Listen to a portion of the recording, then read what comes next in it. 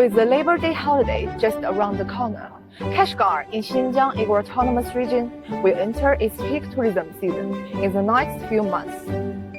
Kashghar, a storied city with a history of more than 2,000 years, once shined along the ancient Silk Road. Now we come to the famous tourist attraction, the ancient city of Kashghar, to have a look at the lively scene here.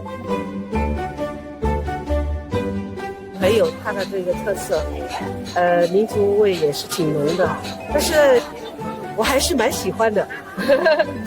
今年老城比往年都火爆很多，游客来的比往年都早很多，然后就是我一丝丝看到，其实今年的旅游，今年的游客肯定会比去年要多更多。Kashgar's old town dates back more than 2,000 years. It's home to the world's largest earth architectural complex. Since 2010, 7 billion yuan has been channeled into a huge renovation project, rendering the buildings earthquake-proof while maintaining their traditional Uyghur charm.